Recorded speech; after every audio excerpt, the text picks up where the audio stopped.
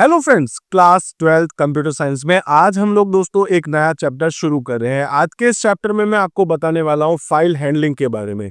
File handling का मतलब होता है जिसमें हम हमारे डेटा को किसी फाइल में स्टोर कर सकते हैं। यानी कि दोस्तों हम लोग चाहते हैं किसी फाइल में डेटा राइट करना या उस फाइल से दोस्तों वापस डेटा को रीड करना। तो यहाँ पर कुल मिलाकर के हम लोग तीन अलग अलग ऑपरेशंस देखेंगे।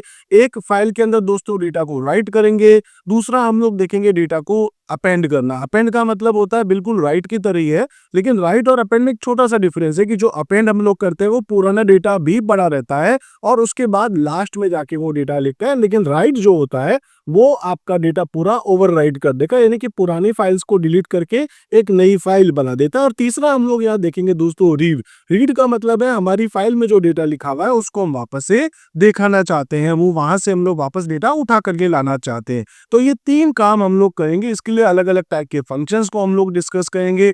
फाइल को कैसे ओपन करना है, कैसे हम लोग उसको क्लोज करते हैं, विद ओपन को हम लोग यूज करके देखेंगे, कुछ स्ट्रीम्स को हम लोग देखेंगे, अलग अलग टाइप की फाइल्स पे हम लोग काम देखेंगे।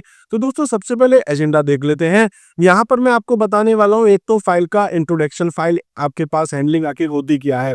फिर फाइल्स और फाइल्स के टाइप, जैसे हमारे पास एक फाइल होती है दोस्तों जिसको हम कहते हैं टेक्स्ट फाइल, एक हमारे पास होती है जिसको हम कहते हैं बाइनरी फाइल। टेक्स्ट फाइल का ही अपने पास एक और पार्ट आएगा जो कि है CSV।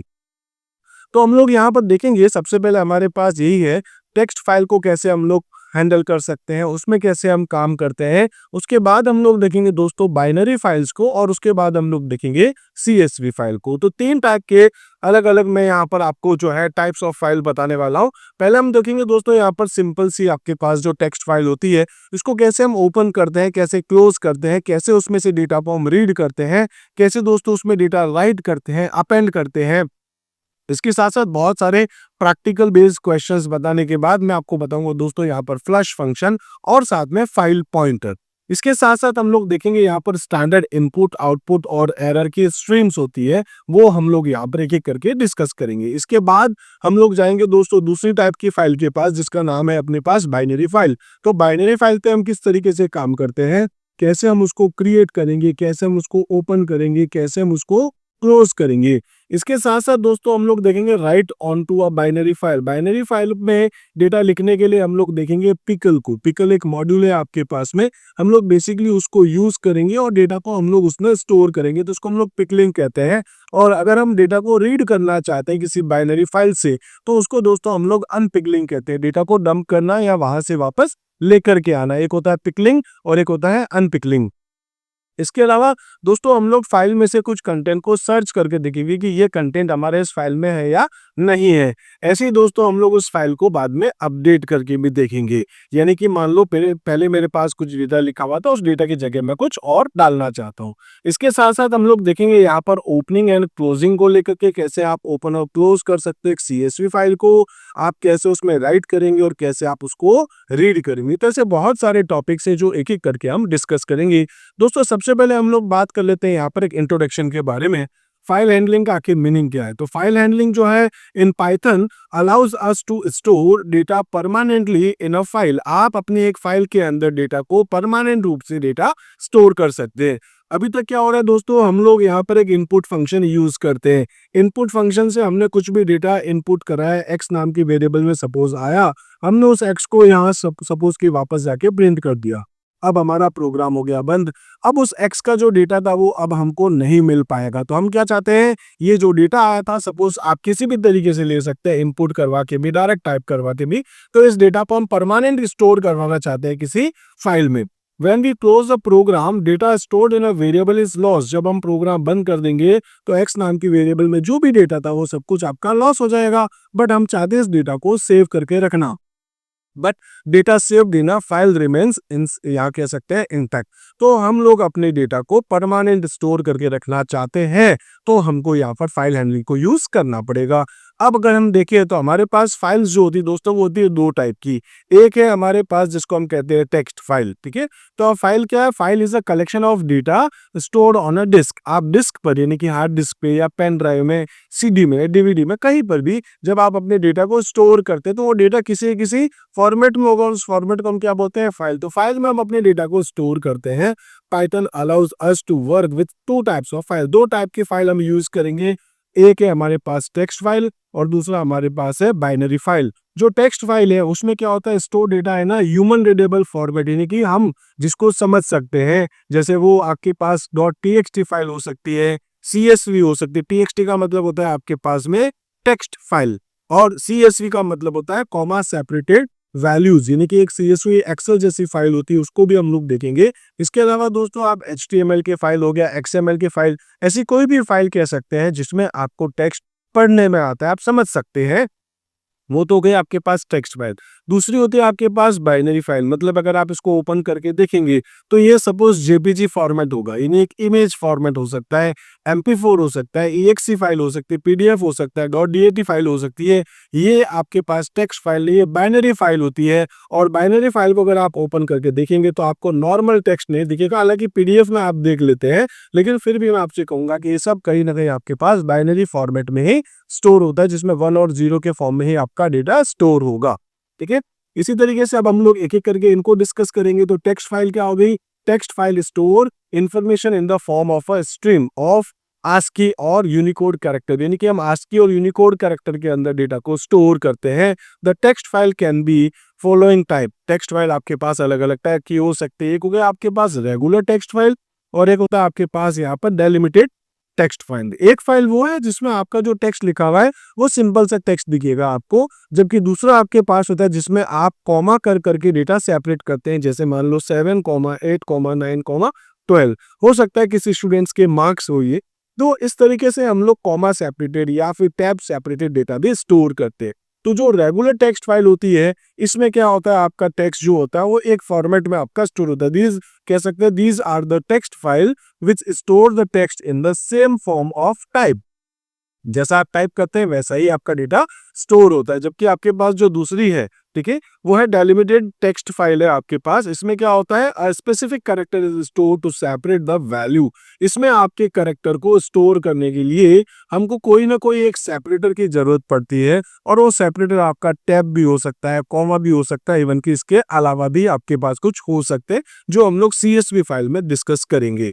तो यहाँ पर हम लोग कह सकते हैं कि ये तो टैब सेपरेटेड फाइल्स आपके पास हो सकती है। यहाँ पर TSV यानी कि टैब सेपरेटेड वैल्यू फाइल्स है, और एक होता है CSV यानी कि कॉमा सेपरेटेड वैल्यूज फाइल। दोस्तों ये बहुत इंपॉर्टेंट है आपके पास, ये दो फुल फॉर्म जो आपके एग्जाम में पूछी जा सकती है। इसके बाद हम बात करेंगे बाइनरी फाइल्स कैसी होती है। तो बाइनरी फाइल के अंदर कहीं पर भी आपके पास डेलिमिटेड, आपके पास डेलिमिटर जो है वो नहीं होता है, और ये जो आपकी फाइल्स होती है वो पूरी बाइनरी फॉर्मेट को होती है। अगर आप उसको ओपन करके देखेंगे तो आपको यहाँ पर कुछ भी समझ में नहीं आने वाला होता है। ठीक है, as a result binary files जो होती है वो बहुत फास्टर होती है, ईजियर होती है प्रोग्रामिंग के लिए। टेक्स्ट को लिखना, टेक्स्ट को वापस उठाना, या फिर किसी भी टाइप के डेटा को इसमें स्टोर करना बहुत आसान होता है। The binary file can take variety of extension। most non text files extension इसमें होते हैं, जैसा मैंने आपसे कहा भी था, EXE है, CSV है, या फिर आपके पास और भी दूसरे टाइप यहाँ पर पूछ सकते हैं। ठीक है, इसी टाइप से अब हम लोग यहाँ बात करेंगे। ये एक इंपॉर्टेंट क्वेश्चन बनता है आपके पास, हमारे सिलेबस का एक बहुत इंपॉर्टेंट पार्ट है, जो कि है रिलेटिव और एब्सोल्यूट पाथ। अब पाथ की जरूरत क्या पड़ेगी? मान लो मैं आपको एक फाइल ओपन करके बताऊंगा, तो इस फाइल को जब मैं ओपन कर रहा हूँ, एक ओपन आपका फंक्शन होगा, और इसके अंदर मेरे पास एक फाइल है, वो फाइल की लोकेशन क्या है? ठीक है, लोकेशन है दोस्तों आपके पास C ड्राइव, C:/ आपने लिखा है, उसके अंदर एक फोल्डर है जैसे यूजर्स, उसके अंदर दोस्तों मेरे नाम का सपोज कि एक मैंने फोल्डर बना रखा है सुरेंद्र, उसके अंदर अपने पास होगा डॉक्यूमेंट्स, और डॉक्यूमेंट्स के अंदर हमारे पास एक फाइल है data.txt फाइल, और इसको मैं ओपन कर रहा हूँ रीड मोड में। तो दोस्तों यहां से लेकर के यहां तक आपने पूरा पाथ बताया है। ठीक है, C ड्राइव से लेकर के किस फोल्डर के अंदर और कौन सा फोल्डर है उसमें जाकर के जो फाइल है, ये जब आप एक कंप्लीट पाथ बताते हो, पूरा का पूरा टॉप मोस्ट लेवल से जब आप उस फाइल तक की लोकेशन बताते हो, इसको तो हम लोग कहते हैं एब्सोल्यूट पाथ। जबकि दूसरा आपके पास होता है रिलेटिव पाथ। मान लेता हूं दोस्तों कि मैं एक फोल्डर में काम कर रहा हूं, और इस फोल्डर को शायद C में, D में, E में कहीं पर भी रखा है। मैं मान लेता हूं इस फोल्डर का नाम है XYZ, और दोस्तों XYZ में मेरे पास प्रोग्राम की फाइल भी, और वहीं मेरे पास मेरी टेक्स्ट फाइल या कोई दूसरी फाइल है। जब मैं इस वाली फाइल को ओपन करना चाहूंगा, क्योंकि वो सेम फोल्डर में है, तो मेरे को पूरे पाथ लिखने की जरूरत नहीं होगी। मैं सिंपल सा लिख सकता हूँ data.txt, क्योंकि मैं उस सेम फोल्डर में हूँ जिस फोल्डर से मैं काम कर रहा हूँ। ठीक है, तो इस टाइप के पाथ को हम क्या बोलते हैं? Relative path. दोनों चीज समझ में आई हो कि इंपॉर्टेंट है दोस्तों। एब्सोल्यूट पाथ मतलब क्या? The absolute path are from, या कह सकते हैं from the top most level of the, या डायरेक्ट या डिक्शनरी या डायरेक्टरी जो भी आप कह सकते हैं। तो जो हमारी डायरेक्टरी है, सपोज सी ड्राइव, ठीक है, सी ड्राइव के अंदर हमारे पास कोई फोल्डर है, उसके अंदर हमारे पास फिर एक फोल्डर है। इस टाइप से अगर आपको पूरा पाथ बताना है तो आप एब्सोल्यूट पाथ यूज करेंगे। और अगर आप रिलेटिव पाथ बता रहे तो क्या होता है? Specifies the path related to working directory. तो जो आप जिस फोल्डर में काम कर रहे हैं उसी फोल्डर में अगर आपकी फाइल है तो आपको पूरे पाथ बताने की जरूरत नहीं है, और इसको हम क्या बोलते हैं? Relative path. नेक्स्ट है दोस्तों आपके पास एक यहाँ पर इमेज, जिसके थ्रू मैं समझाना चाह रहा हूँ। मान लो मेरे पास एक सी फोल्डर के अंदर ये, एक फोल्डर के इसके अंदर ये, और एक ये फाइल है। तो इसके लिए मुझे क्या बताना पड़ेगा? पूरा का पूरा यहाँ पर पहले उसका कंप्लीट पाथ। तब तो ये क्या बन जाएगा आपके पास? एब्सोल्यूट। और अगर मैं केवल इसी फाइल की बात कर रहा हूँ तो ये क्या बन जाएगा? मेरा रिलेटिव। तो देखिए आप इसके अंदर है सपोज, तो आपने क्या बोल दिया? रिलेटिव पाथ है, और ये पूरा का पूरा पाथ बताना है तो आपको क्या कहना पड़ेगा? ये है आपके पास एब्सोल्यूट पाथ। ठीक है, तो ऐसे बहुत सारे रिलेटिव पाथ यहाँ पर मेंशन किए गए, ऐसे बहुत सारे एब्सोल्यूट पाथ यहाँ पर डिस्प्ले करे हैं। ठीक है, तो आप इसको देख सकते हैं एग्जांपल्स के हिसाब से। उसके बाद दोस्तों अब हम लोग यहाँ बात करेंगे सबसे पहले जो टेक्स्ट फाइल है। अब टेक्स्ट फाइल को हम लोग यहाँ हैंडल करके देखेंगे, आगे जाते हुए हम लोग यहाँ बाइनरी फाइल को भी देखेंगे। टेक्स्ट फाइल जो है ये बिल्कुल इंपॉर्टेंट टॉपिक है दोस्तों आपके लिए। एग्जाम में बहुत ज्यादा इसके क्वेश्चंस बनते हैं आपके पास। इसके हर एक फंक्शंस आपके लिए बहुत इंपॉर्टेंट रोल प्ले करने वाली। सबसे पहले हम लोग बात करेंगे क्योंकि फाइल हैंडलिंग करें तो दोस्तों हमको पहले फाइल को ओपन करना पड़ेगा, और ओपन करके हम उसके अंदर कुछ काम करेंगे और लास्ट में हम फाइल को वापस बंद कर देंगे। तो यहाँ पर जो आपकी एक फाइल है, जिस फाइल के अंदर आपको अगर सपोज डेटा लिखना है तो दोस्तों आपके पास एक मोड होगा, राइट मोड। आप ए मोड भी ले सकते हैं। ए का मतलब है अपेंड मोड, राइट का मतलब है ये आप एक फाइल अगर बनी हुई है तो इसको ओवरराइट कर दे, और अगर नहीं बनी हुई है तो नहीं बना दे। सेम अपेंड भी यही करेगा, अगर नहीं बनी हुई है तो वापस बना देगा, और अगर बनी हुई है तो उसके लास्ट में जाएगा और उसके बाद नया कैरेक्टर जो भी आप डाल रहे हैं वो जाके स्टोर कर देगा। अगर दोस्तों आप इस फाइल से डेटा को ले रहे हैं तो फिर आपको यहाँ रीड मोड में फाइल को ओपन करना पड़ेगा। तो तीन तो मैंने आपको मोड बता दिए, W, A और R। ये बहुत कॉमन है। ठीक है, W का मतलब है राइट, A का मतलब है अपेंड, R का मतलब है रीड मोड। और उस फाइल को जिसको आप ओपन करना चाह रहे हो, या तो अगर वो आपके सेम फोल्डर में है तब तो आप डायरेक्ट उसका रिलेटिव पाथ बता देंगे, और अगर रिलेटिव पाथ नहीं कहीं और है वो फाइल, मान लो आप सी ड्राइव पे काम कर रहे हो, आपकी फाइल तो डी ड्राइव पे पड़ी, तो आपको क्या करना पड़ेगा? उसका पूरा पाथ बताना पड़ेगा। ठीक है, तो अभी हम इसके बारे में डिस्कस कर लिए। आपको क्या करना है दोस्तों? अपनी फाइल को ओपन करना है। ओपन करने के बाद आपको जो भी काम करना है, राइट, अपेंड, रीड, जो भी, लास्ट में आपको अपनी फाइल को वापस क्लोज भी करना पड़ेगा। ठीक है, तो यही हम लोग देख रहे हैं। Python provides the open function to open and work with file. ठीक है, ओपनिंग एंड क्लोजिंग फाइल में अगर हम देखें तो ओपन फंक्शन से तो हम फाइल को ओपन करेंगे, और क्लोज फंक्शन से हम फाइल को क्लोज कर देंगे। Is used to open and close a file. Example देखेंगे हम लोग पहले। तो पहले हम बात करेंगे यहाँ पर ओपन को लेकर के। मैं देखो एक फाइल ओपन कर रहा हूँ, ओपन, उसके बाद मैं यहाँ पर फाइल का नाम बता दूंगा। ये मेरे पास जो है फाइल ओपन हो रही है, सेम फोल्डर में है, इस चीज को ध्यान रखना। मतलब एक एब्सोल्यूट पाथ और एक रिलेटिव पाथ। तो ये रिलेटिव पाथ मैंने बताया, जिस जगह पर मेरी फाइल सेव हो रही है पाइथन की, उसी फोल्डर में मेरी ये डेमो नाम की फाइल भी सपोज होगी। ठीक है, तो मैंने यहाँ पर क्या कर दिया? demo.txt फाइल को ओपन करा, डबल कोट्स में पाथ बता दिया मैंने। ठीक है, इसको कहाँ लिखा है? ओपन फंक्शन में। ओपन फंक्शन के आगे मैंने मोड नहीं बताया, तो बाय डिफॉल्ट आपका जो मोड होता है वो कौन सा होता है? Read mode. ठीक है, जैसे यहाँ पर मैं स्पेसिफाई कर रहा हूँ और इसमें स्पेसिफाई नहीं कर रहा हूँ, दोनों का सेम मीनिंग है, बस इसमें मैंने स्पेसिफाई किया, इसमें नहीं किया, लेकिन फिर भी ये रीड मोड ही आपके पास होगा। और दोस्तों ये जो फाइल आपने रीड मोड में ओपन करी, इस फाइल को कोई ना कोई हैंडल कर रहा होगा, इसका कोई पॉइंटर होगा जो इसको मैनेज करेगा, उसका आप कोई भी नाम रख सकते हो। जैसे इस एग्जांपल में मैंने उसका नाम रखा है fh। फाइल आपकी ओपन होगी, ओपन होने के बाद उसको कौन पॉइंट कर रहा है? fh। और अब आप fh को यूज करके उस फाइल से रीड या राइट कर सकते हैं। कैसे? मैं अगली स्लाइड में आपको बताता हूँ। अब देखिए ओपन करने के तरीके हैं। जैसे मैंने लिख दिया demo.txt और rmove। अगर आपका सेम फोल्डर नहीं है तो दोस्तों आपको ऐसा लिखना पड़ेगा, डी ड्राइव के अंदर सपोज आपको डबल स्लैश लगाना पड़ेगा, क्योंकि आपके पास जो सिंगल स्लैश, मान लो स्लैश एन, मैंने आपको पहले भी बताया होगा, आगे और बताऊंगा। स्लैश एन का मतलब होता है न्यू लाइन। तो बैकस्लैश एन का मतलब है न्यू लाइन। ऐसे बैकस्लैश के बाद आप अगर और भी कुछ लिखते हैं तो उसका कोई मीनिंग नहीं करता है। जैसे यहाँ पर स्लैश एस जो है, ठीक है, या आपके पास स्लैश ए स्लैश, ऐसे इनके कुछ अलग मीनिंग निकल सकते हैं। तो यहाँ पर पाइथन आपको कहता है कि जैसे ही अगर आप पाथ लिखने वाले हैं तो आप एक स्लैश मत लिखे। एक स्लैश का मतलब है कि मैं इसको यहाँ पर एक एस्केप सीक्वेंस की तरह ट्रीट करूंगा। तो आप क्या करें, एक स्लैश की जगह दो स्लैश लगा दें। ये आपका अब एस्केप सीक्वेंस की तरह ट्रीट नहीं होगा, इसको डबल स्लैश को वो सिंगल स्लैश की तरह ट्रीट करेगा। तो देखो मैंने क्या लिख दिया, D colon double slash. Double slash क्यों लिखा, वरना पाइथन में इशू होगा। ठीक है, तो डी कॉलन डबल स्लैश, फिर मैंने एक फाइल का नाम जैसे सैंपल डॉट टीएक्सटी और डब्ल्यू मोड। डब्ल्यू का मतलब क्या हो गया, आपके पास राइट मोड है। अब आप इसके अंदर कुछ लिख सकते हैं, जबकि इसमें आप कुछ नहीं लिख सकते थे। यहाँ पे जो डेटा लिखा हुआ है उसको केवल आप पढ़ सकते थे। अगर आप चाहते हैं दोस्तों ये डबल स्लैश नहीं लगाना, अगर पाथ बड़ा है तो आप यहाँ पर केवल एक आर लिख सकते हैं इससे पहले। ठीक है, जैसे मैंने क्या लिख दिया, F H equals to open, open में लिख दिया आर और उसके बाद डबल कोट्स में लिख दिया D colon single slash sample dot TXT और डब्ल्यू मोड। इस आर का मतलब है ये हमारे पास रो स्ट्रिंग होगी, मतलब कि यहाँ पर अगर आप सिंगल स्लैश में लगाएंगे तो उसको सिंगल स्लैश की तरह ट्रीट किया जाएगा। बाय डिफॉल्ट पाइथन जो है इस तरीके से डबल स्लैश लगाने पर उसको सिंगल स्लैश मानता है। तो अगर आप चाहे तो आर लगा सकते हैं, जरूरी नहीं है। दोनों में आपको जो कंफर्टेबल हो आप वो यूज कर सकते हैं। इसका बेनिफिट बस यही है, डबल स्लैश की जगह आप सिंगल स्लैश लगा सकते हैं। और जब आपकी फाइल ओपन हो जाएगी तो दोस्तों इसमें आप कुछ काम करेंगे, रीड राइट जो भी करना है। लास्ट में आपको फाइल को क्लोज करना है, तो फाइल डॉट क्लोज। अब ये आप फाइल लिख सकते हैं, जैसे मैंने यहाँ फाइल लिखा है, यहाँ मुझे क्या लिखना चाहिए, एफ एच। एफ एच यानी कि फाइल हैंडलिंग जिससे के थ्रू आप कर रहे हैं, डॉट क्लोज। तो ये वो नाम होगा जिस नाम से आपने फाइल को ओपन कर रखा है। एफ एच ने ओपन किया, एफ एच ने वापस उसको क्लोज कर दिया। क्लोज में आपको कुछ लिखने की जरूरत नहीं है।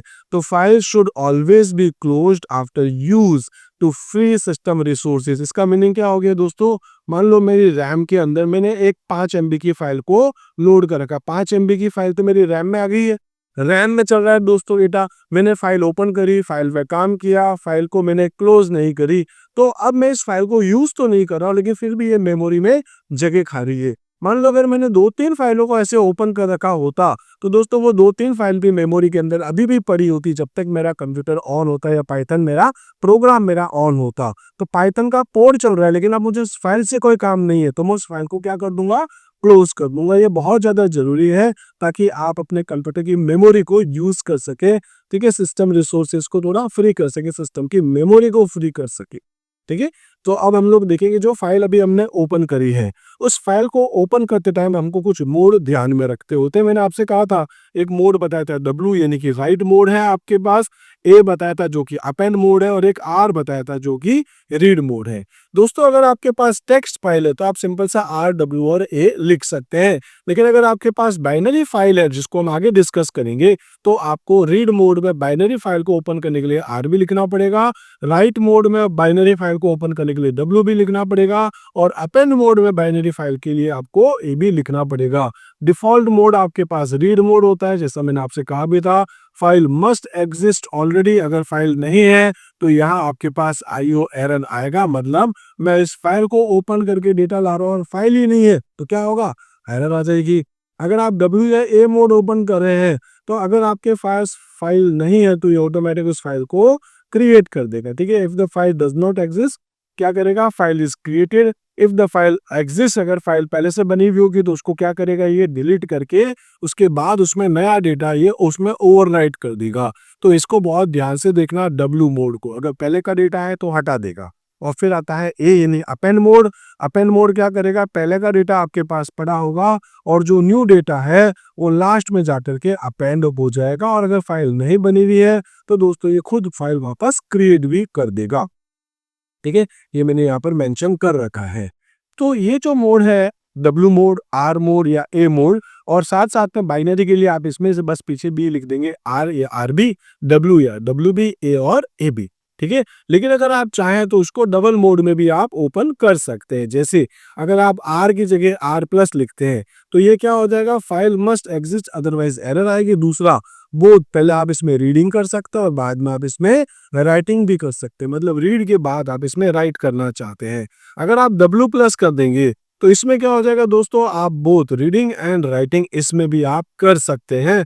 और अपेंड में भी आपके पास यही होगा, रीडिंग और राइटिंग। लेकिन इनके जो डिफरेंसेस है वो आप जानते हैं, मैंने आपसे कहा था कि जो W है आपके पास वो क्या करेगा, ओवरराइट कर देगा, और अपेंड क्या करेगा, लास्ट में जाके ऐड कर देगा। ठीक है, तो आप कोई भी मोड यहाँ से यूज कर सकते हैं जो आपको अच्छे लगे। और अगर आप बाइनरी फाइल पे काम करें तो R+ की जगह R+B या फिर RB+ आपको लिखना पड़ेगा। ऐसी W+ की जगह W+B या फिर WB+ लिखना पड़ेगा। और बाइनरी फाइलों को अपेंड करें तो A+B या फिर AB+ आप लिख सकते हैं। वो बाइनरी फाइल पे, बाइनरी हम आगे देखेंगे, अभी हम क्या देख रहे हैं यहाँ पर, टेक्स्ट फाइल पे काम देखेंगे। तो हम लोग यहाँ पर क्या करने वाले हैं दोस्तों, सबसे पहले तो राइट करके देखेंगे एक टेक्स्ट फाइल। ठीक है, एक टेक्स्ट फाइल होगी मेरे पास, और मैं चाहता हूँ कुछ कंटेंट जो भी मैं यहाँ से लिखना चाहता हूँ उसको मैं इस फाइल में जाके भेज दूँ। इस फाइल का क्या नाम होगा वो मैं डिसाइड करूंगा। ठीक है, मान लो मैं example.txt रखना चाहता हूँ। तो writing to a file can also be achieved in Python programming, but before writing ensure that the mode, कौन से मोड में आपने ओपन करे, कि अगर आप राइट करना चाहते हो तो दोस्तों मोड आपका W होना चाहिए। ठीक है, in which the file has been open, आपकी फाइल कौन सी जो आपने मोड में ओपन करी। मान लो मेरे पास एक फाइल है जिसका नाम है example.txt। तो एक तो मेरे को यहाँ पर ये बताना पड़ेगा और दूसरा मुझे मोड बताना पड़ेगा, क्योंकि बाय डिफॉल्ट रीड मोड होता है। इसके लिए फंक्शन क्या लिख दूंगा मैं, ओपन, और ओपन को यहाँ जो भी हैंडल करा, जैसे मैं अभी फाइल नाम से यूज कर रहा हूँ।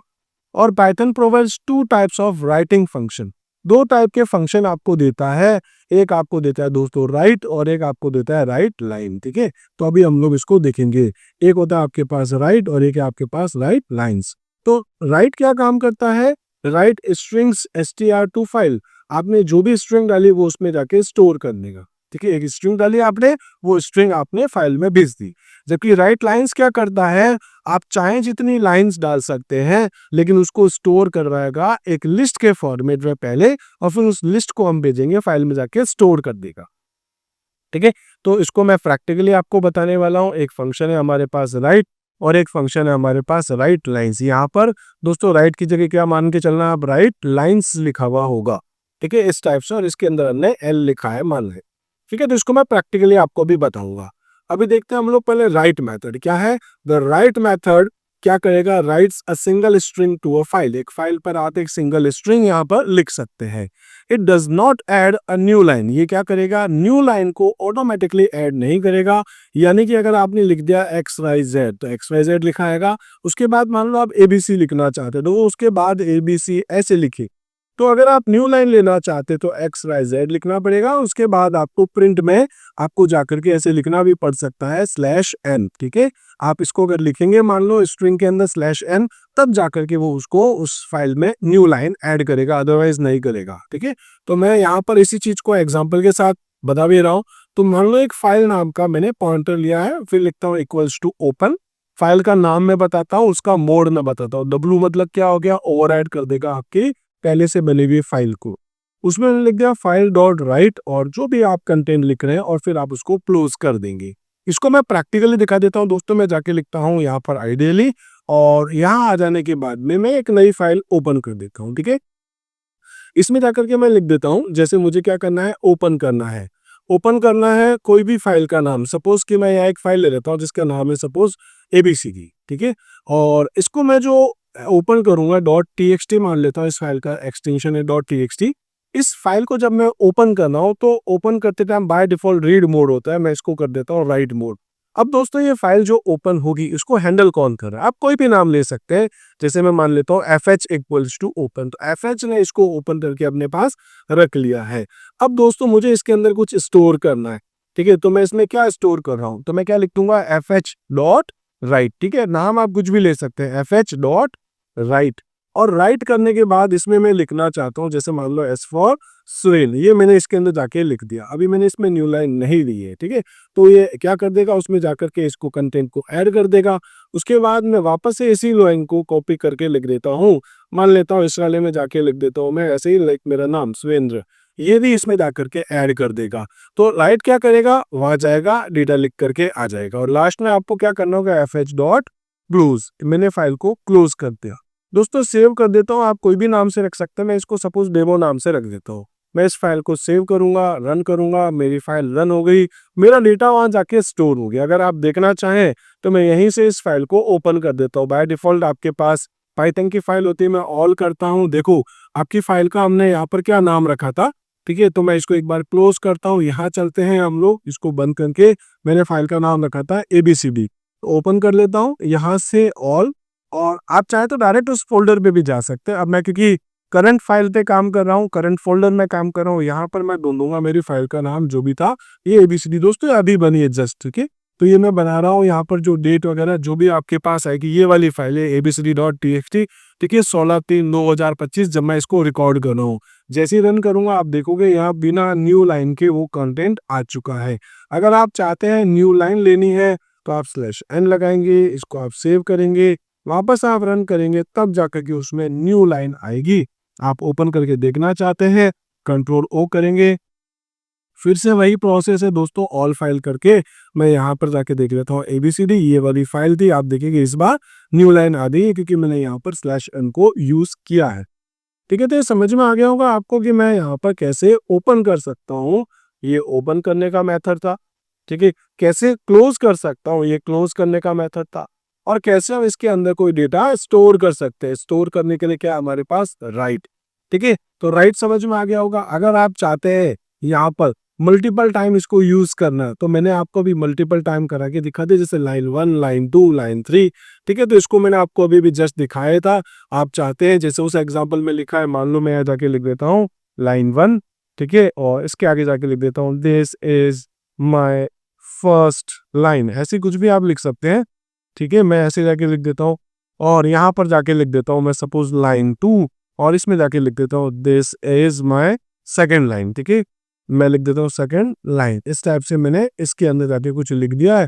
और यहाँ पर भी अगर आप न्यू लाइन लेना चाहते हैं तो /n कर दीजिए, और अगर आप चाहते हैं इस बार थर्ड लाइन के लिए तो मैं एक और लिख देता हूँ यहाँ पर लाइन 3, ठीक है, और अनदर लाइन, ऐसे कुछ जाके लिख देता हूँ, ठीक है।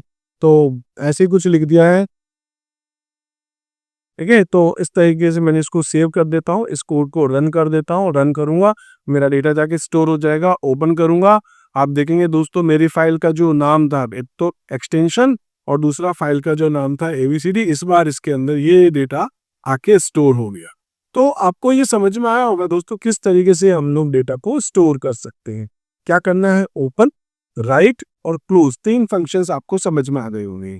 ऐसे ही आपके पास एक फंक्शन होता है राइट लाइन्स। राइट लाइन्स में क्या होता है दोस्तों, हमको यहाँ पर मल्टीपल लाइन किसी लिस्ट में लेना पड़ेगा, और उस लिस्ट को फिर हम लोग पास कर देंगे लाइन्स नाम की वेरिएबल भी, ठीक है। तो इसको भी हम लोग एक बार देख लेते हैं।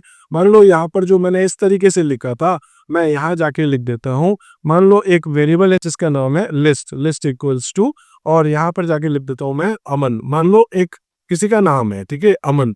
अब अमन एक आ गई लिस्ट आपके पास। दूसरा मैं यहाँ पे क्या लेने वाला हूँ, किसी का नाम, मान लो किसी का नाम लेता हूँ मैं यहाँ पर रवि, ठीक है।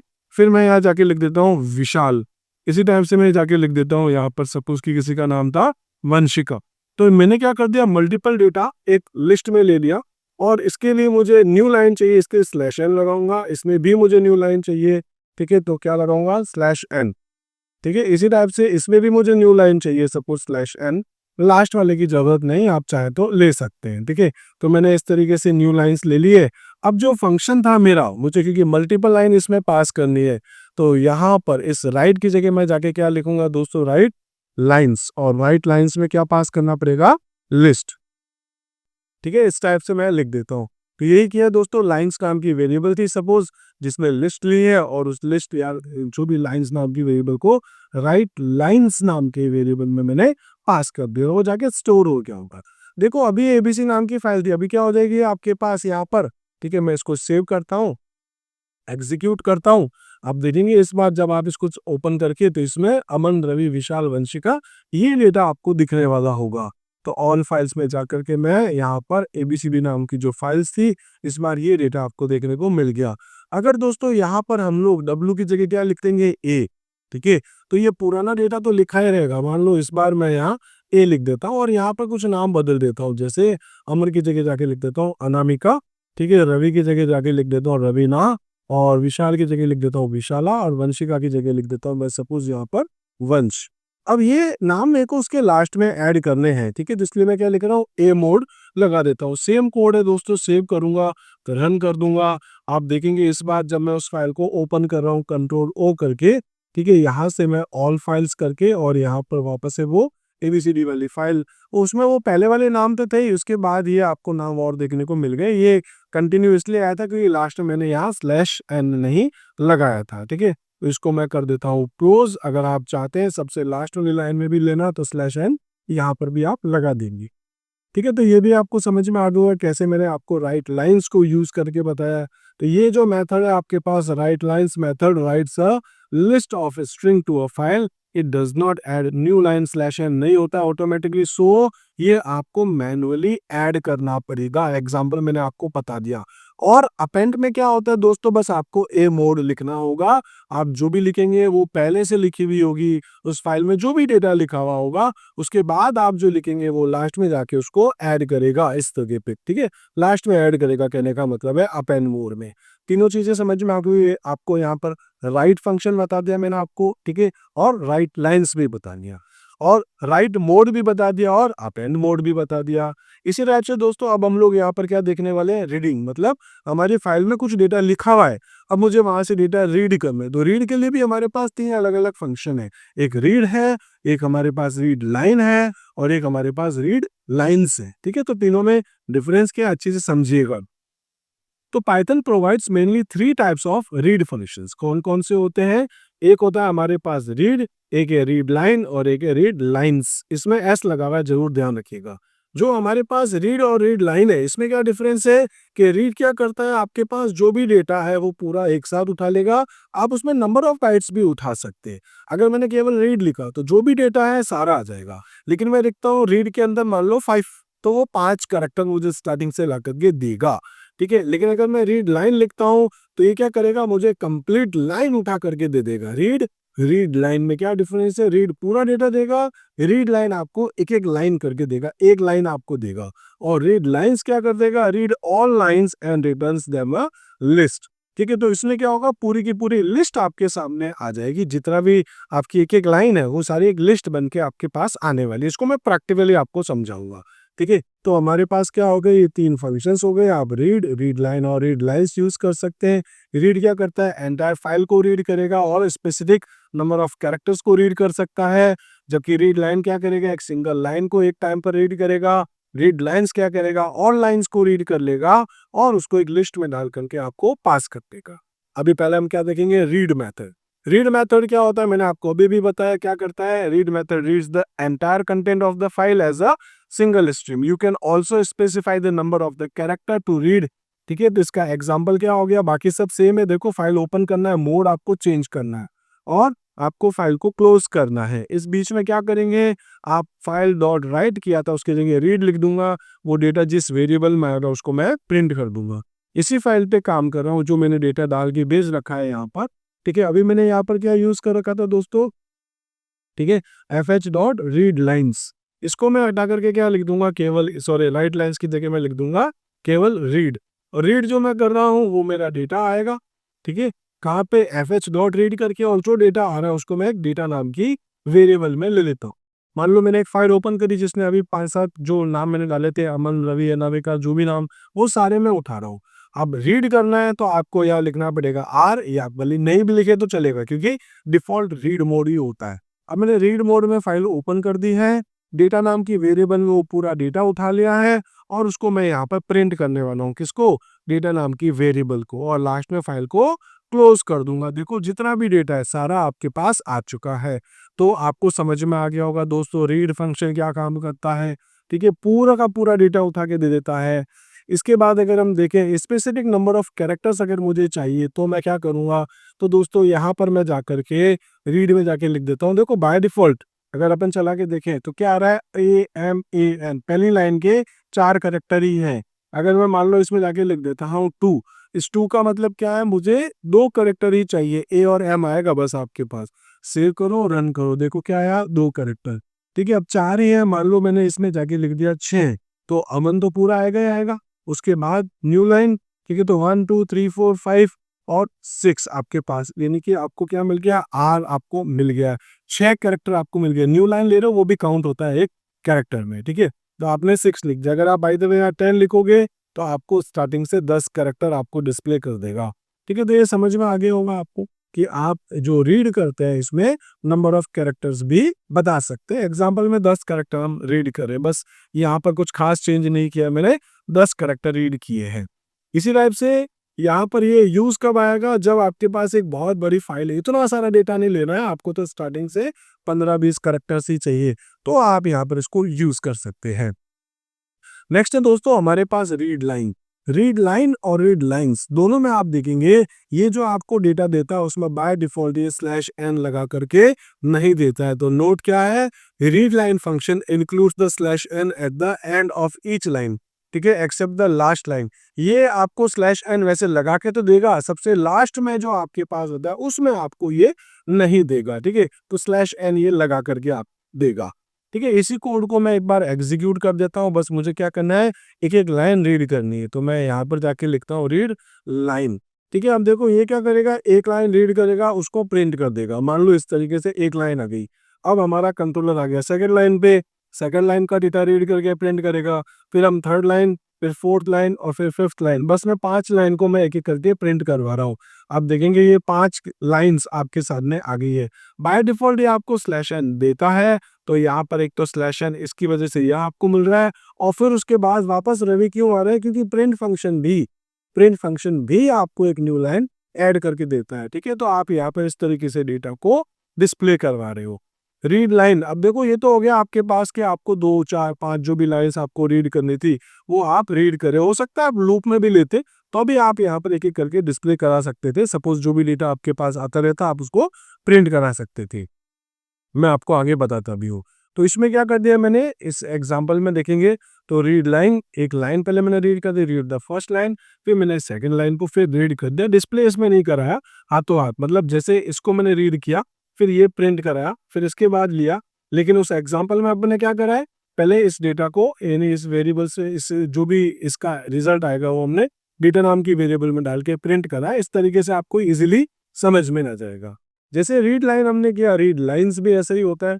रीड लाइंस में क्या होता है दोस्तों, ये पूरा का पूरा डेटा एक साथ रीड करके एक लिस्ट बना देगा। मतलब इस तरीके से हमको लिखने की जरूरत नहीं है, क्योंकि पूरा का पूरा डेटा हमारा एक बार में इसने रीड कर लिया है रीड की तरह।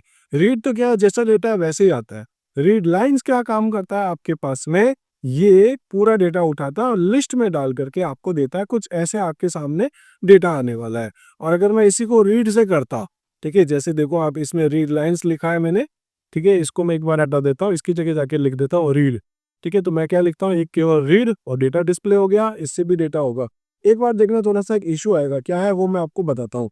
अभी यहाँ पे क्या हुआ है कि जो ये डेटा आया था ये तो हो गया रीड से, अब मेरा पॉइंटर पहुंच गया सबसे लास्ट में, तो मुझे अपने पॉइंटर को लास्ट की जगह वापस ऊपर भेजना पड़ेगा, तब वो डेटा आएगा।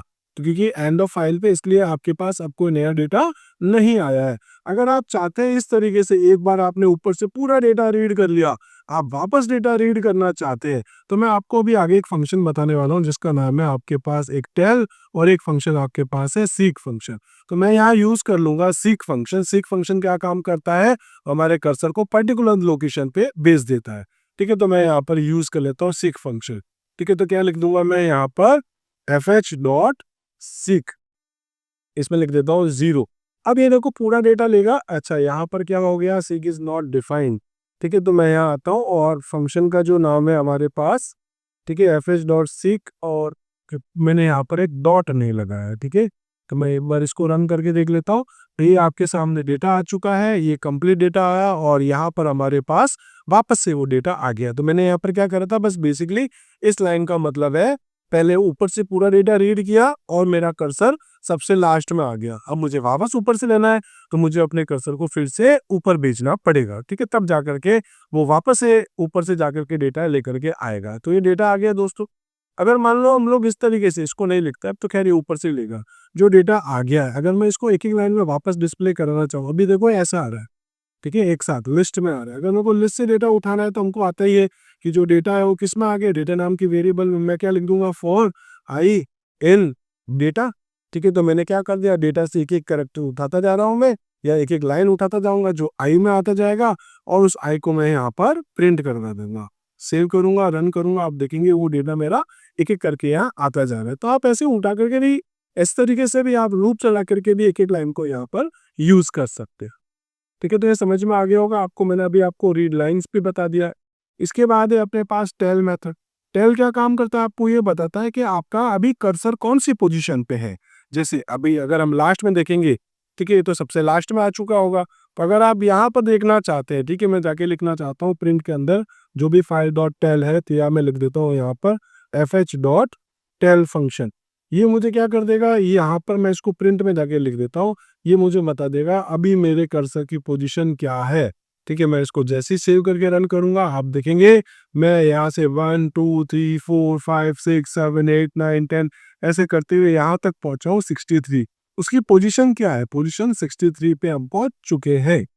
ठीक है, तो अगर आप चाहते हैं इसे वापस ऊपर जाकर के भेजना इसको, तभी आपने लिखा था, क्या लिखा था हमने, fh डॉट सपोज की सीक के अंदर जाकर लिख देता हूँ 10। अभी हमारा जो कर्सर है वो कहाँ पहुंच गया दोस्तों, 10 पे। और अगर मैं चाहता हूँ उसको फिर से प्रिंट करके देखना, बताओ अब हम कहाँ पहुंचे हैं। तो एक बार तो कहाँ आ जाएगा 10 पे, यानी 63 पे था, 63 से वापस 10 पे गए और उसने वापस प्रिंट कर दिया। अभी मेरा कर्सर 10 पे आ चुका है। ये आपको दोस्तों समझ में आ रहा होगा। हमारे पास दो फंक्शन है, एक फंक्शन है हमारे पास 10 फंक्शन और एक है हमारे पास सीक फंक्शन। 10 क्या करता है, बस पोजीशन बताता है अभी मेरा कर्सर कहाँ पर है। मान लो आप एक रो में जा रहे हैं, ठीक है, एक रो में फर्स्ट सेकंड थर्ड फोर्थ जहां आप रुक गए, तो आप कौन सी पोजीशन पर रुके हो ये कौन बताता है, टेल फंक्शन। और आपको पर्टिकुलर उस जगह पे जाना, जैसे आपको 15 पोजीशन पे जाना है, 2 पोजीशन पे जाना है, 0 पे जाना है, तो वो कौन भेजेगा, वो भेजेगा यहाँ पर सीक फंक्शन। ठीक है, तो टेल और सीक। टेल मेथड क्या करता है, टेल मेथड जो है वो returns the current position of the file cursor, ये हमको बताएगा टेल। ठीक है, जैसे हमने इसमें टेल लिखा, फिर 5 कैरेक्टर रीड किए, वापस मैं यहाँ टेल ले रहा हूँ, तो ये मुझे क्या बता देगा, क्योंकि 5 कैरेक्टर रीड किया, 1 2 3 4 5, फिफ्थ पे आ चुका है। ठीक है, और नेक्स्ट है आपके पास सीक फंक्शन। सीक फंक्शन क्या काम करता है, move the file cursor to a specific position. यानी आप सीक से 10 पे आए, ठीक है, आप यहाँ मतलब 10 कैरेक्टर 10 वाली पोजीशन पे पहुंच चुके हो। जब चेक करोगे तो अब आप 10th वाली पोजीशन पे हो, वहां से आपने रीड करना शुरू किया है। तो आप इस तरीके से कर सकते हैं। ठीक है, तो सीक और टेल दोनों समझ में आ जाएंगे। अब हम लोग यहाँ पर दोस्तों कुछ प्रैक्टिकल बेस्ड क्वेश्चंस देखने वाले हैं, जैसे reading of files first 30 bytes and printing it. मान लो मेरे पास एक फाइल है, उसमें से मुझे केवल 30 कैरेक्टर लेने हैं। तो एग्जांपल अभी हमने देखा ही था यहाँ पर। ठीक है, मैं इसको पूरा हटा देता हूँ, यहाँ जाके क्या लिखने वाला हूँ, मान लो मैं लिख देता हूँ यहाँ पर रीड। ठीक है, ये रीड है, कितने कैरेक्टर चाहिए, 30 की जगह मान लो 10 ही है। तो ये तो अभी हम लोग करके देख ही चुके थे। क्या लिखना है आपको इसके अंदर, प्रिंट में डेटा। ठीक है, तो उसमें क्वेश्चन, आपकी बुक का जो क्वेश्चन था उसके अकॉर्डिंग मैं चल रहा हूँ।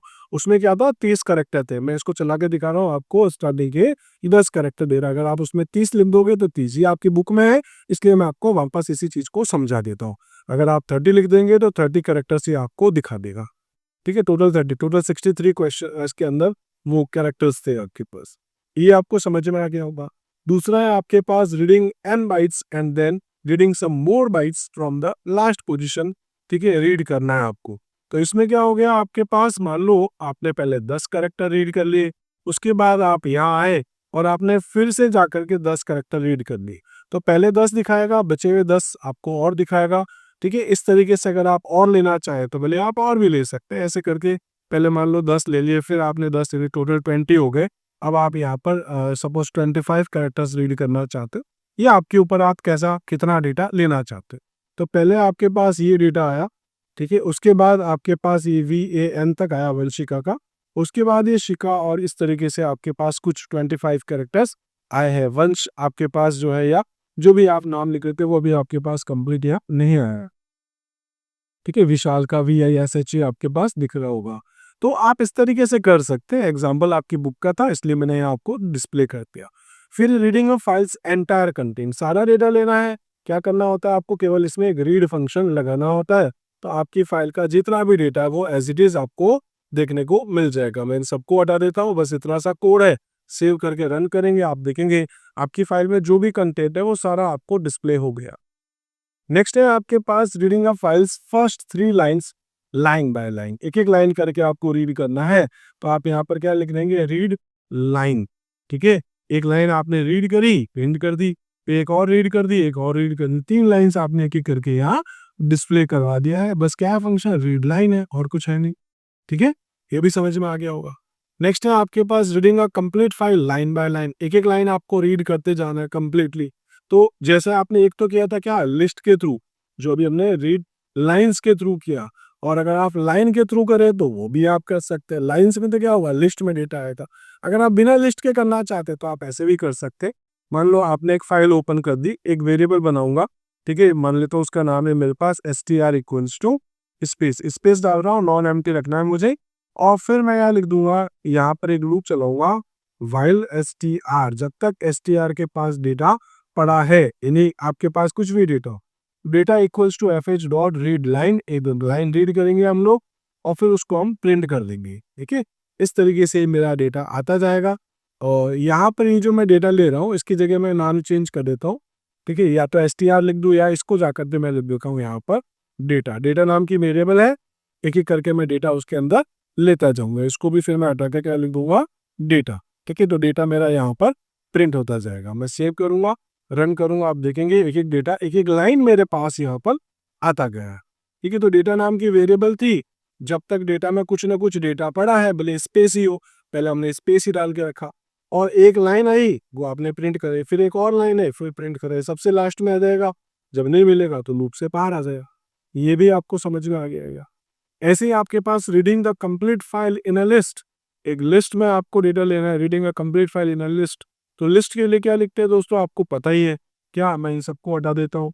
क्या लिखना पड़ेगा आपको, रीड लाइन्स। ये एज इट इज आपके दोस्तों बुक के एग्जाम्पल्स हैं, इसलिए मैं इसको लेकर के चलता जा रहा हूँ। ठीक है, बाकी मैं ऐसी चीजें आपको ऑलरेडी सारी की सारी बता चुका हूँ। आप देखेंगे पूरा का पूरा डेटा लिस्ट में आ गया। अगर आप चाहते हैं यहाँ पर क्या, write a program to display the size of a file in bytes, तो आप वो भी कर सकते हैं। रीड कर लेंगे जो भी है आपका डेटा आया है, डेटा की लेंथ पता करना चाहते हो तो कर सकते हो। क्या लिखना है, लेन ऑफ डेटा।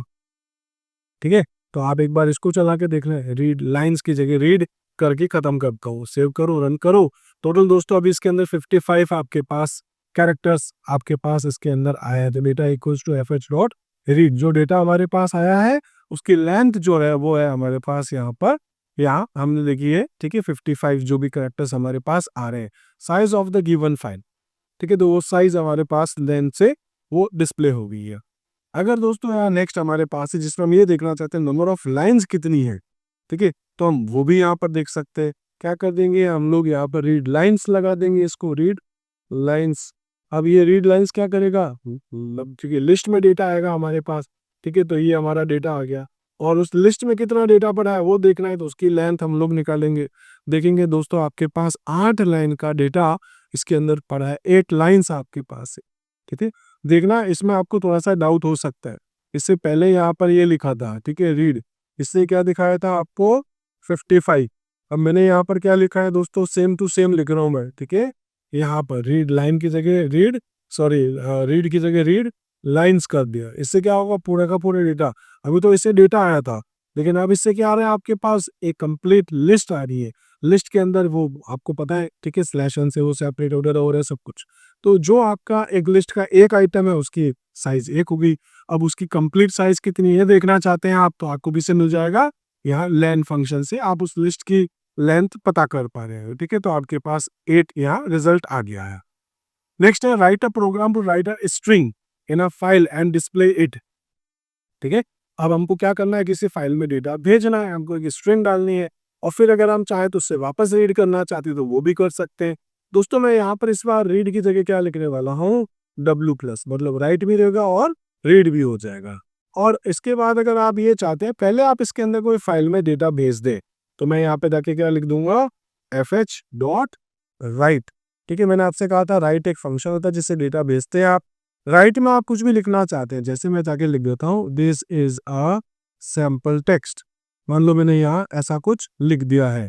ठीक है, तो डेटा जाएगा उसमें जाके स्टोर हो जाएगा और फिर अगर हम उस डेटा को वापस लेकर के आना चाहते हैं, डिस्प्ले करना चाहते हैं, ठीक है, तो वो कैसे करेंगे, मैं इसको एक बार हटाता हूँ, थोड़ा सा सही कर देता हूँ।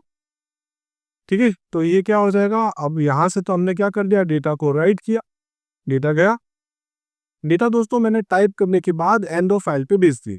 अब यहाँ पर मैं डेटा को वापस रीड कर रहा हूँ, एंड ऑफ फाइल पे गया तो डेटा मेरा रीड होगा नहीं, तो रीड करने के लिए क्या करना पड़ेगा, मुझे फिर से ऊपर अपने पॉइंटर को भेजना पड़ेगा। भेजने के लिए क्या करते हैं दोस्तों, हम लोग सीक फंक्शन यूज करते हैं। तो एक बार मैं आपको उसको पहले चला के दिखाऊंगा, एम्प्टी ही आएगा और उसके बाद हम लोग इसको चेंज करेंगे। तो यहाँ हमने क्या कर दिया, जो डेटा हमारे पास आया है रीड में, उस डेटा को हमने वापस प्रिंट करके दिखा दिया। अब देखिए ये कोड चलाया मैंने और वो लाइन मेरे उस फाइल में जाके स्टोर हो गई है। अगर आप देखना चाहते हैं तो मैं ओपन करता हूँ, यहाँ पे जाकर के ऑल फाइल्स करता हूँ और फाइल का नाम मैंने रखा है ABCD ही, और इसमें this is a sample text, ये पीछे जो हमने लिखा है वो जा चुका है, बट ये रीड नहीं कर रहा है, कोड सही है लेकिन वो लास्ट में चला गया। लास्ट में जाने से पहले आपको क्या करना पड़ेगा, मतलब रीड करने से जस्ट पहले आपको क्या लिखना पड़ेगा, यहाँ पर FH डॉट, और फिर आप क्या लिख देंगे, किस पोजीशन पे आपको भेजना है, मैं लिख दूंगा सीक ऑफ 0, वो सबसे ऊपर भेज दो। फिर वापस आप रीड करोगे तो दोस्तों इस बार उसने पहले डेटा भेजा, पॉइंटर को वापस 0 पे सेंड किया और फिर वहां से सारा डेटा रीड करके लेके आया है। ठीक है, write a program to write a string in a file and display it, ये समझ में आ गया होगा आपको। नेक्स्ट है दोस्तों, create a file to hold some data. अब मैं यहाँ पर देखो, अब ऐसे ही चीजों को घुमा घुमा के बताना है तो अलग बात है, मैं यहाँ पर क्या कर रहा हूँ, 5 अलग अलग नाम को रीड करके स्टोर करवाना चाहता हूँ। तो 5 को लेना है, मैं यहाँ पर पहले तो क्या कर दूंगा, ओपन कर दूंगा, राइट मोड में ही है। ठीक है, फिर यहाँ क्या कर दूंगा, मैं लिख देता हूँ फॉर आई इन रेंज। ठीक है, कहाँ से कहाँ तक है, आपको 5 बार चलाना है इसको, तो आपने लिख दिया 5। ठीक है, अब ये 5 टाइम्स तक चलेगा। अब इसमें क्या करना है आपको, मान लो नेम नाम की वेरिएबल है, कोई भी स्ट्रिंग ले सकते हैं, नेम इक्वल्स टू इनपुट, क्या लिखना है, एंटर अ नेम, ऐसे लिख देता हूँ। ठीक है, एंटर नेम 1 है, आप ऐसा चाहें जो लिख सकते हैं। ठीक है, तो मैं लिख देता हूँ एंटर नेम, या फिर एंटर मैं लिख देता हूँ एंटर स्ट्रिंग, जो भी है। ठीक है, मैं इसको कर देता हूँ एंटर स्ट्रिंग, इस तरीके से एक स्ट्रिंग रीड कर रहा हूँ। और यहाँ पर जो है मैं नाम चेंज करके कर देता हूँ एस, थोड़ा अच्छा लगेगा क्योंकि नेम में तो कुछ इंटरेस्ट आएगा नहीं। S equals to input enter string, आपने जो स्ट्रिंग यहाँ पर रीड कर ली, क्या करना पड़ेगा दोस्तों, आपको उसको राइट करना पड़ेगा। तो आप यहाँ पर इस जगह पर, इसकी जगह मैं क्या कर देता हूँ, एस नाम की जो वेरिएबल में डेटा है वो स्टोर करा दिया। कि मैंने यहाँ पर ये इनपुट किया है और उसको राइट कर दिया। उसके बाद आपको मैंने कहा था कि न्यू लाइन आपको लेनी पड़ेगी, तो न्यू लाइन के लिए आप क्या लिख सकते हैं, यहाँ पर FH डॉट राइट, और फिर आपको उसको जाके लिखना पड़ेगा /n। ठीक है, तब जा करके आपकी उसमें न्यू लाइन लास्ट में ऐड हो जाएगी, तो यहाँ पे राइट कर दिया। ये लूप आपका चलता जा रहा है और आपका डेटा उसमें स्टोर होता जा रहा है। तो ये दोस्तों आपका डेटा स्टोर होता गया, उसके बाद हमने 0 पे भेजा, फिर हम रीड करें पूरा का पूरा डेटा वापस डिस्प्ले करते हैं। एक बार इसको हम चला के देखते हैं। तो एक स्ट्रिंग है, मान लो मैंने इसमें लिख दिया अमन, किसी में लिख दिया राहुल, इसमें लिख देता हूँ नीरज, इसमें लिख देता हूँ तुषार, और इसमें लिख देता हूँ योगेश। 5 बार रीड करना था हमको, रीड कर दिया, उसमें भेज दिया, और वहां से वापस दोस्तों हमने 0 पोजीशन पे कर्सर को भेजा, और फिर हमने वो सारी की सारी स्ट्रिंग उठा करके यहाँ लाके डिस्प्ले कर दी। तो मल्टीपल आप स्ट्रिंग्स अगर लेना चाहते हैं, यूजर से रीड करवाना चाहते हैं, तो वो भी आप यहाँ कर सकते हैं। इसी टाइप से हमारे पास है creating a file with some name separated by new line characters without using write. Write नहीं करना है तो फिर आपके पास क्या आएगा, राइट लाइंस आ जाएगा। तो आप राइट लाइंस को भी यूज कर सकते हैं। इसमें मैं कुछ खास काम नहीं कर रहा हूँ दोस्तों, एक लिस्ट में बस उसको अपेंड कराता जा रहा हूँ और फाइनली उस लिस्ट को मैं इसमें पास कर दूंगा। तो ये सब हम देख चुके हैं, बस एक अपेंड फंक्शन है जो लिस्ट में हम चैप्टर नंबर 2 में भी डिस्कस कर चुके हैं। तो ये एक बार हम लोग इग्नोर कर देते हैं, ये सिंपल सा मैंने आपको प्रैक्टिकली करके दिखा दिया है। नेक्स्ट है दोस्तों हमारे पास फ्लश फंक्शन। फ्लश फंक्शन क्या काम करता है, देखो ये अपना डेटा जा रहा, ठीक है, मैं काम करता हूँ इसमें, मैं जाके लिख देता हूँ एक बार सपोज की राइट। ठीक है, इस तरीके से मैं एक फंक्शन इसको सबको हटा देता हूँ, एक काम करता हूँ, लिख देता हूँ FH डॉट राइट, और राइट में जाके लिख देता हूँ सपोज की ऐसे ही मैं लिख देता हूँ this is a first row. ऐसे मैंने यहाँ पर एक मैसेज डाल दिया। इस केस में क्या होगा दोस्तों, ये फाइल पहले तो ओपन होगी अपने पास राइट मोड। ठीक है, मैं उसमें जाके लिख दूंगा। उसके बाद मान लो मैंने एक और लाइन ली, एक और लाइन ली, मैं इसको पहले एच को थोड़ा सिंपल सा कर देता हूँ, नॉर्मल, इसको भी और इसको भी। ठीक है, इस तरीके से मैंने यहाँ पर 2-3 लाइन, ऐसी 4-5 लाइन मान लो मैंने ली। ठीक है, ये फर्स्ट रो थी, ये मान लो सेकंड रो है मेरे पास। ठीक है, ये वाली है मेरे पास यहाँ थर्ड रो, फिर है मेरे पास यहाँ पर फोर्थ रो, ऐसी मेरे पास है फिफ्थ रो, और ऐसे मेरे पास है सिक्स। मैंने यहाँ पर 6 बार इस फंक्शन को यूज किया, फिर मैं इसको कर देता हूँ क्लोज। ठीक है, तो इस केस में क्या हो रहा है, मैंने एक ओपन किया, कुछ काम किया, फिर ऐसे काम करते करते मैं लास्ट क्लोज करता हूँ। अगर मैं इसको सेव करता हूँ, अभी देखो ये चला, उससे जाके उसने स्टोर भी कर दिया होगा। कभी कभी क्या होता है दोस्तों कि हमारा जो डेटा होता है बफर मेमोरी में जाके स्टोर होता है। अगर दोस्तों हमारी बफर फुल हो गई तो उसके बाद तो बफर में जाएगा ही नहीं। तो हम ये चाहते हैं कि हमारे डेटा को बफर से फोर्सफुली, अभी तो क्या डिफॉल्ट जा रहा है, लेकिन मैं चाहता हूँ फोर्सफुली मेरा यहाँ से डेटा जाए और जाकर के फाइल में स्टोर हो जाए। तो मुझे यहाँ से क्या करना पड़ेगा, मुझे यहाँ पे जाके लिखना पड़ेगा एक फंक्शन है जिसका नाम है फ्लश। ओके, तो मैं क्या लिख दूंगा, fh.flush। और ये फ्लश लिख देने इसका मतलब है, मान लो ये आपने डेटा लिखा, अब ये पहले फोर्सफुली उस फाइल में जाके भेजेगा और मेरे बफर को खाली करेगा, उसके बाद दूसरा डेटा बफर में डालेगा या तीसरा डेटा बफर में डालेगा। फिर मैं चाहता हूँ इसके बाद शायद मेरा बफर फिर फुल हो सकता है, तो मैं इसके बाद फिर से अपने बफर को खाली कर दूंगा, फ्लश कर दूंगा। इसी टाइप से इसको मैं यहाँ पे लास्ट में आके क्लोज करने से पहले फिर से एक बार फ्लश कर देता हूँ। तो 3 बार मैंने यहाँ पर जो है वो फ्लश फंक्शन को यूज कर लिया है। ठीक है, एक बार इसको डाला, उसके बाद इस 2 लाइन को डाल दिया, उसके बाद इन 3 लाइन को भी मैंने उसमें फोर्सफुली भेजा। जाएगा तो सही, लेकिन कभी कभी ऐसा होता है कि हमारा हो सकता है फ्लश जो है बफर मेमोरी फुल हो जाए, तो उस केस में फिर हम इसमें फ्लश फंक्शन को यूज कर सकते हैं। तो उसने फोर्सफुली जाकर के डेटा स्टोर कर दिया। फ्लश क्या है, the flush function forces the writing of data on disk still pending in output buffer. अगर बफर में डेटा पड़ा है तो उसको फोर्सफुली पहले हम फाइल में भेजेंगे। ठीक है, समझ में आ गया होगा क्या होता है, मैंने आपको प्रैक्टिकली समझा दिया, इसमें कुछ खास चीजें दिखेंगी नहीं आपको। अब हम लोग बात करेंगे removing space after reading from file. अगर बाय द वे मैंने जो डेटा स्टोर किया है, मान लो यहाँ पर मेरे पास कुछ स्पेस आ गया, या फिर मान लो इसके बाद में कुछ स्पेस आ गया, या फिर मान के चलता हूँ इसके पहले और इसके बाद में कुछ स्पेस, दोनों जगह स्पेस है, तो इस स्पेस को हमको रिमूव करना है। कैसे रिमूव करेंगे दोस्तों, तो उसके लिए हमारे पास यहाँ पर क्या है, कुछ फंक्शंस है। खैर, मैं इसमें जाकर एक बार स्लैश एन डाल देता हूँ। ठीक है, ऐसे ही यहाँ पर भी मैं स्लैश एन डाल देता हूँ, और ऐसे ही यहाँ पर भी मैं जाकर के स्लैश एन डाल देता हूँ। ठीक है, और सब इन सबको मैं हटा देता हूँ। एक बार तो दोस्तों मैंने उसमें डेटा भेज दिया है, देखिए आप, डेटा मेरा वहाँ जाके स्टोर हो गया। ठीक है, अभी मैंने इसमें 1 2 3 3 लाइन्स लिए। अब मुझे वहां से डेटा का वापस रीड करना है, लेकिन मैं चाहता हूँ आगे का स्पेस हट जाए। अगर आगे का स्पेस हटाना है तो आप यहाँ यूज करेंगे एल स्ट्रिप। ठीक है, remove the given character from left side.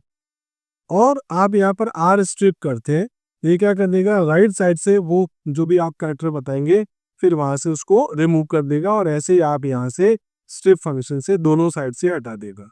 ये क्या, if you want to remove any of this trailing and leading spaces you can use strip function, जिसमें एल स्ट्रिप, आर स्ट्रिप और strip function है।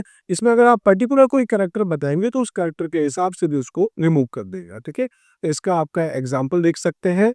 इसमें क्या है कि अब मैंने जो एग्जांपल लिया उसमें ये है, मान लो मेरे पास पहले से कुछ डेटा था उसकी लेंथ में, क्योंकि स्पेस आपका हट जाएगा तो मेन आपको क्या दिखेगा, लेंथ। लेंथ से आप बता सकते हैं कि उसका स्पेस हटा है कि नहीं, बस एक अंदाजा आपको मिल जाएगा बस। ठीक है, जैसे मान लो यहाँ पर हमारे पास 20 करेक्टर्स थे।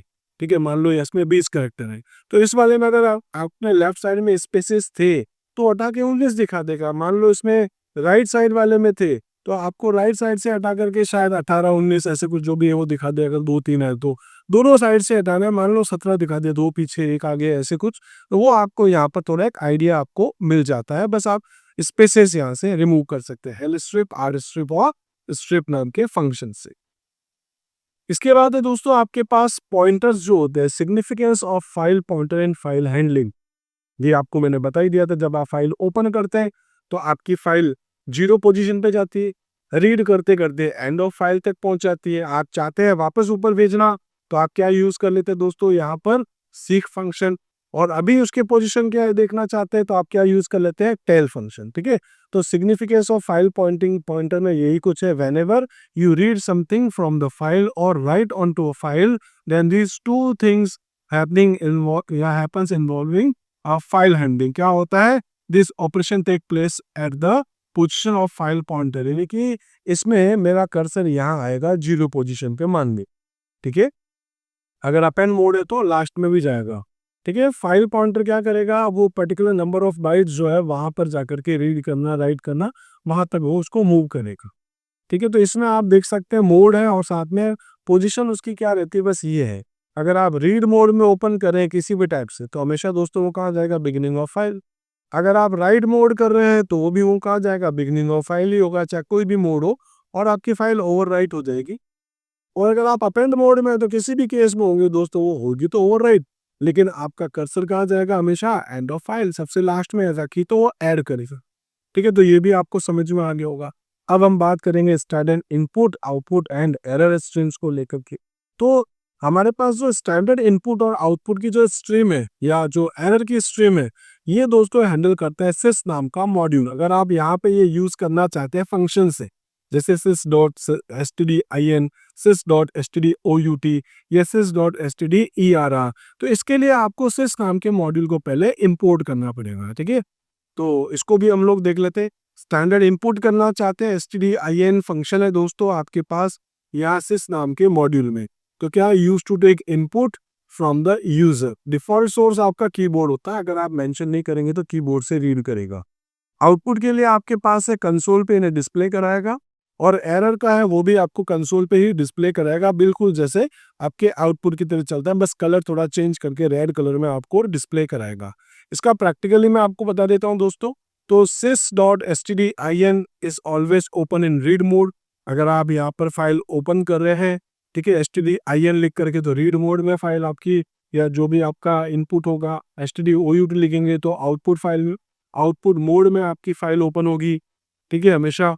और अगर आप यहाँ पर स्पेसिफाई नहीं कर रहे हैं, no need to specify mode, basically आपको मोड बताने की जरूरत नहीं होती है। तो मैं यहाँ पर इसी एग्जाम्पल को ले लेता हूँ, ठीक है। मान लेता हूँ मैं यहाँ आ जाता हूँ और इसको भी हटा देता हूँ, और इसके ऊपर आके मुझे क्या लिखना पड़ जाएगा यहाँ पर, इम्पोर्ट सिस, ठीक है। इम्पोर्ट सिस कर दिया मैंने, फिर फाइल मैंने ओपन कर ली है, और इसके बाद में मैं जाके यहाँ पर क्या है, डेटा लेना चाहता हूँ।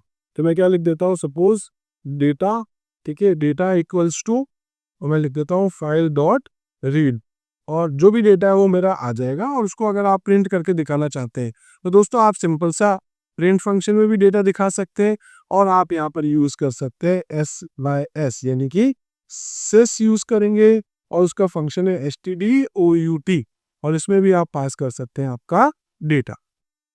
अब ये जो stdout इसका फंक्शन आपको यूज करना पड़ेगा राइट, ठीक है। इस टाइप से हम इसको यूज करते हैं। और अगर आप चाहते हैं इसका एरर शो कराना, हालांकि एरर आएगी तो नहीं, बट फिर भी हम इसको डिस्प्ले करना चाहते हैं, तो मैं लिख देता हूँ stderr, इसमें जाकर के लिख देता हूँ, मान लो मैं लिखता हूँ, इसमें जाके लिख देता हूँ नो एरर फाउंड, ठीक है। मैं ऐसी जगह लिख देता हूँ, ये आपको बस रेड कलर में डिस्प्ले कर देगा लास्ट में। अगर आप एरर को डिस्प्ले करना चाहते हैं तो इस तरीके से लिखिए, अच्छा लगेगा। आप यहाँ पर stdout में आप जो भी लिखना चाहें, जैसे मैं इसको एक बार रन करता हूँ, आप देखेंगे यहाँ पर, अच्छा फाइल की जगह मैंने यहाँ लिख रखा है, ठीक है, fh, तो मैं इसकी जगह जाके लिख देता हूँ सिंपल सा, क्या लिखना पड़ेगा, fh। देखें आप एक बार इसको रन करके, तो ये हमारा डेटा आया, इसको मैंने डिस्प्ले करवाया था नॉर्मल प्रिंट से, और इसको मैंने फंक्शन कराया sys.out से, और ये है दोस्तों मेरे पास stderr, ठीक है। तो ये रहा stderr, ये रहा stdout, डेटा मैंने रीड करा दिया। बाय डिफॉल्ट आपका stdin होता है तो वो किससे रीड करता है, कीबोर्ड से, तो मेरे को फाइल से डेटा रीड करना था, इसलिए मैंने यहाँ पर सिंपल सा रीड फंक्शन यूज कर लिया है, ठीक है। समझ में आ गया होगा आपको ये भी। तो इस तरीके से दोस्तों बहुत सारे टॉपिक अभी तक हमने डिस्कस कर लिए हैं। ऐसे ही जो हमारा टेक्स्ट फाइल से रिलेटेड काम था वो तो हो गया पूरा। अब आगे हम देखेंगे दोस्तों बाइनरी फाइल। तो अभी यहाँ एक छोटा सा और मैं आपको टॉपिक बता देता हूँ, वो है विद स्टेटमेंट। विद स्टेटमेंट क्या होता है दोस्तों, जब आप अपनी फाइल को ओपन करते हैं, मान लो यहाँ पर मैं इस तरीके से लिख देता हूँ, एक फाइल ओपन कर ली, डेटा रीड किया, और उसके बाद मेरे को उसको क्लोज करना था, ठीक है, सब कुछ सही चल रहा है। लेकिन अगर बाय द वे बीच में कोई किसी टाइप से एरर आ गई और आपकी फाइल क्लोज होगी नहीं, एक्सेप्शन आ गया, तो क्लोज तो होगी नहीं। तो आप इसको ऐसे नहीं लिख के ये लिख सकते हैं विद ओपन, ठीक है, विद ओपन। ये जो आपकी फाइल ओपन कर रहे हो आप, ठीक है, मान लो इसका रीड बॉडी है, और यहाँ जाकर के आपको लिखना पड़ेगा, जैसे इसमें मैंने लिखा भी है, ठीक है, तो ये आपके पास एक एग्जांपल है, मैं लिख देता हूँ एस एफ एच कर देता हूँ। अब आपका डेटा एफ एच जो कि है उसका रीड कर लेगा, ठीक है, रीड करके डेटा स्टोर कर देगा, प्रिंट कर देगा और फाइल को क्लोज करने की जरूरत भी नहीं है। दोस्तों इस केस में क्या होगा कि मैं एक सेकंड इसको कर देता हूँ। इस केस में क्या होगा, यहाँ पर आपकी फाइल ओपन हो गई, आपको क्लोज करने की जरूरत नहीं है। इन केस अगर कोई एक्सेप्शन आ गया तो ये ऑटोमेटिक उसको क्लोज भी कर देगा। चाहे किसी भी कंडीशन हो, आपकी फाइल को क्लोज करने की गारंटी ये देगा, आपकी फाइल मेमोरी में नहीं रहेगी। ठीक है, तो इस तरीके से आप यहाँ पर विद ओपन को भी यूज करते हैं। इसको चलाते हैं, इसका भी सेम आउटपुट आएगा, कोई दिक्कत नहीं है। ये बेनिफिशियल है आपके पास कब, यहाँ देखिए। ठीक है, तो पाइथन का ये जो आपके पास है इसको हम लोग यूज करते हैं। ये ऑटोमेटिकली क्लोज करता है हमारी फाइल्स को, ये गारंटी लेता है हमारी फाइल को, भले ही उसके अंदर किसी भी टाइप का एक्सेप्शन आ गया हो, रन टाइम एरर आ गया हो, तो भी ये आपके पूरे कोड को हैंडल करके प्रॉपर तरीके से आपकी फाइल को क्लोज कराएगा। तो विद स्टेटमेंट हम लोगों को जरूर यूज करना पड़ेगा। ठीक है, एग्जाम्पल था ये, मैंने बता दिया। ओपन करना, मैनिपुलेट करना और क्लोज करना, सारे काम हमारी 2 लाइन में हो चुके हैं। तो इस तरीके से दोस्तों आज हम लोग एक बार इतना ही देख लेते हैं। अब मुझे आगे आपको बाइनरी फाइल और सीएसवी भी बताना है। तो मिलते हैं दोस्तों हम लोग अपने अगले वीडियो में। अगर आपको वीडियो पसंद आया तो दोस्तों लाइक जरूर कीजिएगा, और जो पॉजिटिव कमेंट आप करना चाहें, इसके अलावा भी अगर आप कुछ कहना चाहते हैं तो जरूर आप बोलिएगा। मिलते हैं दोस्तों अपने अगले वीडियो में, तब तक के लिए आप मेरे साथ जुड़े रहिए। Thank you.